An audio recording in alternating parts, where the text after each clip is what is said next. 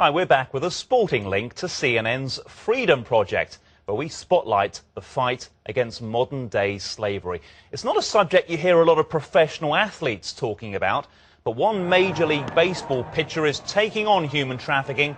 Jeremy Affeldt plays with reigning World Series champs, the San Francisco Giants, and for each of his strikeouts, he donates money to the Not For Sale campaign, a group working to end slavery.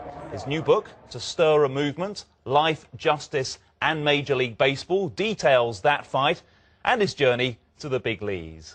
Jeremy and the Giants face the Braves in a few hours, but he's popped into CNN Centre first. So, Jeremy, thanks so much for your time today. Tell us about what was your own close call when you were a child in Thailand.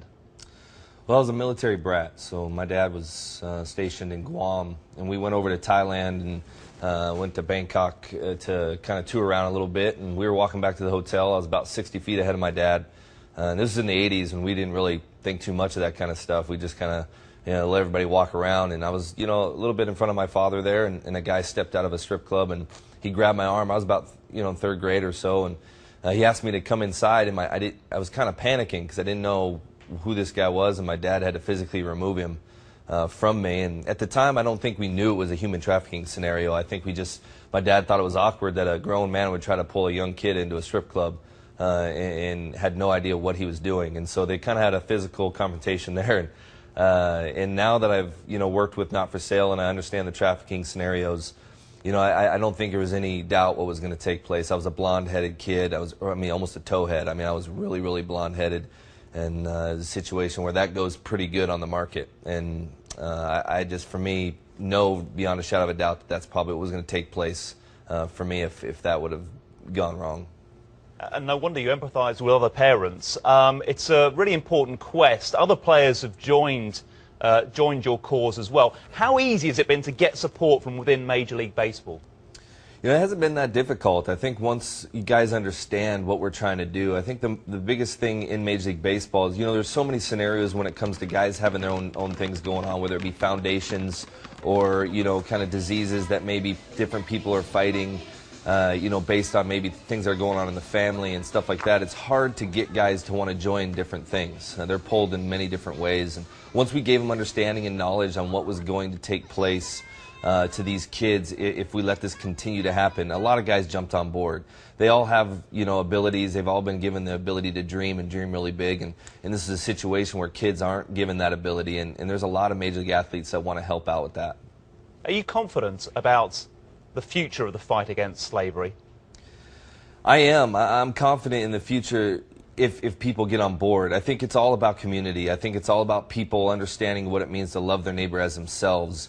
And we have to get out of a selfish mentality that I think a lot of people tend to get into because we all have our own jobs. We have our own situations going on. We're wanting to make it in the world. And I think that, part of the reason I wrote the book was understanding that my success that came on the field, if that's all that it was just success on the field, for me it was a shallow lifestyle. And if I can get people to understand the perspective that if you want true success, you will use what you do as a job, what you've been destined to do, and in your success help other people have success, I think that's where you'll find that true joy. And I think you'll find a lot of people, if they get on board with that mentality, and they will see what's going on in the world, especially in poverty areas, and they can use their influence to help get people out of poverty, create sustainable situations. I think that you'll see a lot of people begin to fight against human trafficking, and I think we can help eliminate it.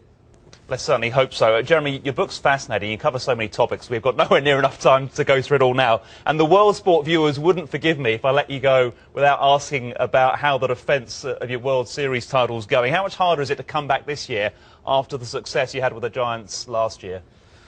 Well, we had quite the run in this area. When we went to the World Series, we had to win. We kind of took it to the brink every time. And so the run that we went on and the things that we had to overcome to win the World Championship was very difficult. I think that this year we're finding different challenges due to injury. I think, we've lost our first three hitters. Our leadoff guy, our two-hole hitter, and our three-hole hitter all gone down to injuries. And so it's been a little bit tough that way. We can't get any consistency going. I think that once our starting pitching gets going and stuff like that, it's going to help. But we definitely have the target on our back, and guys are playing really well against us, and we're having to fight a little bit this year. Well, good luck against the Braves. I can safely say that because I'm in London, not in our Atlanta office. Jeremy Affeldt, thanks so much for your time here on CNN. Thank you.